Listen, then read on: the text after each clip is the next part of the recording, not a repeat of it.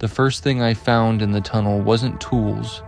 It was tiny shoes, a child's crayon drawing dated last month, and eviction notices with names I recognized. I should have walked away. 2 nights later, an unmarked envelope slid under my door telling me to stay quiet.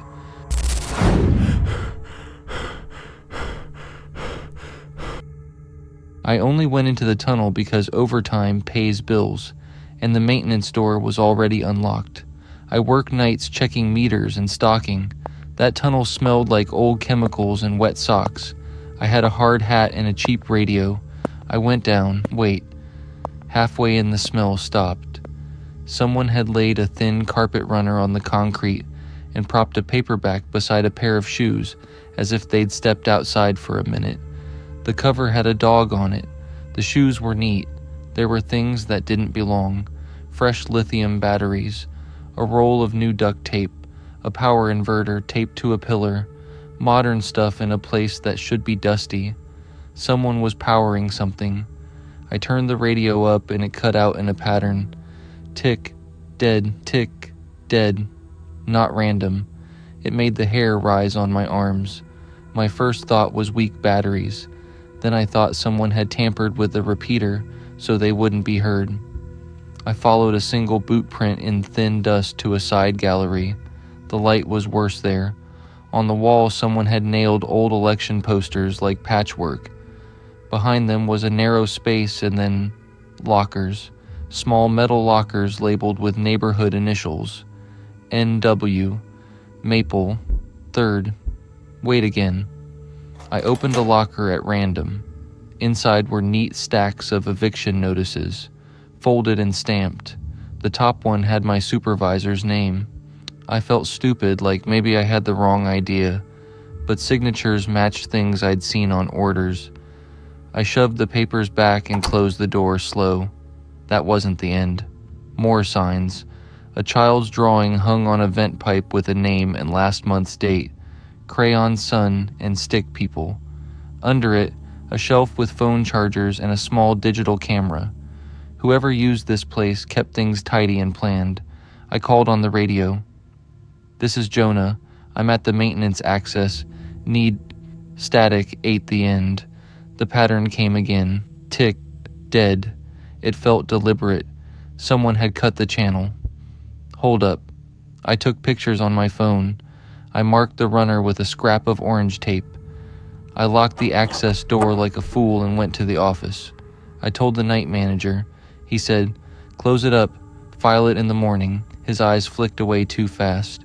I reported the lockers and the eviction notices to HR.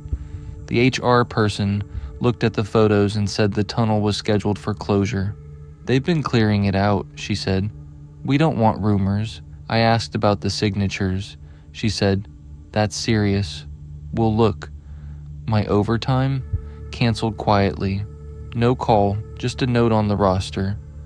That night, a plain envelope slid under my apartment door. It said, "Stay quiet about utility work." No name, just heavy paper and a smell like old paperback. I pictured the child's drawing again and felt like an actor in a play I hadn't auditioned for. Sleep was thin. I kept listening for the radio's hiss. I replayed photos until my thumb hurt. New padlocks appeared at work. The maintenance team got new keys the night crew didn't have. One lock had a sticker, "Do not remove." I talked to Pete, a coworker who jokes about ghosts. He looked at the pictures and went quiet. "That's not for us," he said. "Some things run through other channels." He tapped his temple. A week later, I went back with a friend in daylight. The maintenance door was sealed with fresh concrete dust. The runner and paperback were gone. New paint over the posters. The lockers were welded shut. It looked like a cleanup crew had been in a hurry. I found a single footprint in fresh dust near the seam. Not mine, not my friend's. It pointed toward the old street exit under the housing blocks. The footprint was small, like a child's or a narrow shoe. I felt the hair on my arms lift. The official line changed. "Routine closure," HR emailed. "Safety concerns." My overtime was gone and my questions got short replies. My boss watched me differently, like waiting to see if I'd keep talking. That night in the lobby, a man in a suit read a note about upcoming utility work and noise considerations. He said, "Discretion," slowly, like it meant something to be obeyed. I asked about the tunnel. He smiled too long. "Please be mindful," he said. I kept thinking about those lockers. Eviction notices with names that matched the block. My supervisor's signature on papers for places I'd driven past 100 times.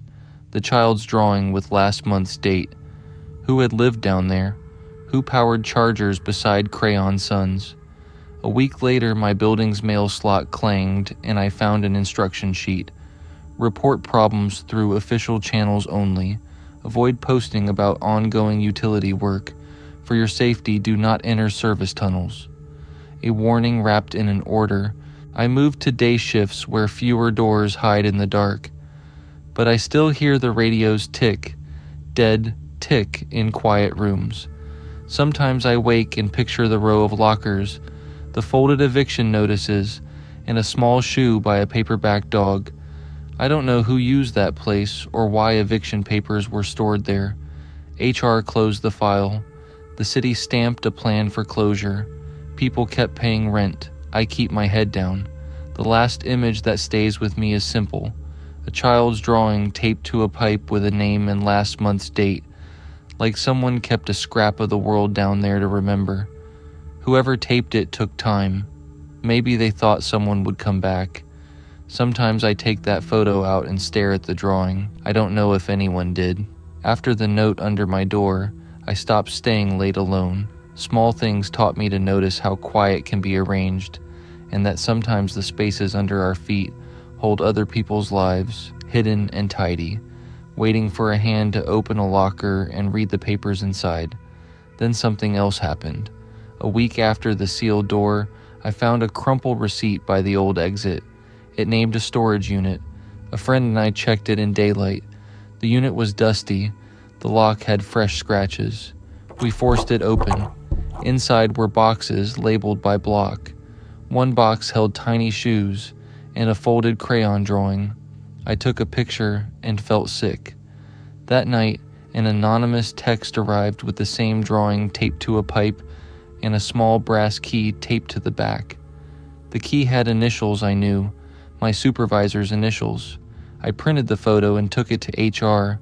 She said, "We'll look," without meaning it, but it didn't stop there. A neighbor stopped me later. His niece had been missing for months. He asked if I'd seen anything. I said no and felt small, alone. Final beat.